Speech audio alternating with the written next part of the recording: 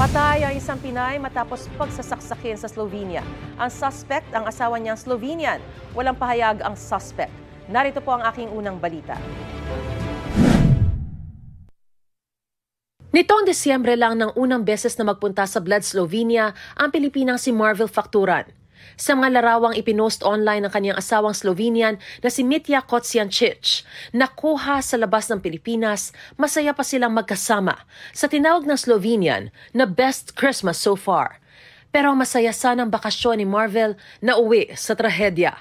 Natagpo ang patay sa saksakang Pinay sa kanilang pinagbabakasyonan. Suspect sa krimen ang sarili niyang asawa. Mula doon sa mga report ng na nakalap ng pulis, ang narinig ay may away na dito na napunta sa pagsaksak sa biktima. Sabi ng pulis, pagpasok nila doon sa apartment, patay na yung biktima. Wala nang buhay. Naabutan pa raw ng mga pulis sa lugar ang suspect na agad inaresto at ikinulong. Ayon sa Commission on Filipinos Overseas, tourist visa ang gamit ni Factura nang umalis, kaya hindi na sumailalim sa kanilang training.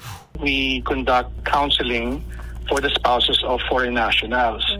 Kung saan titingnan namin yung background ng foreign spouse, at nagbibigay kami ng certificate para makaalis sila dito. Tinitingnan namin kung may criminal record ba yung foreign national or kung may pang ibang concern that may require parang additional counseling ng Filipina. Unfortunately, hindi siya pumasok dun sa ruta na yun. Ayon sa DFA, natapos na ang isinagawang autopsy sa labi ni Facturan at nakipag-ugnayan na rin sa ina ng biktima ang ating embahada roon. Umaasa silang may uuwi na ang labi ni Facturan sa Pilipinas sa loob ng 2 linggo.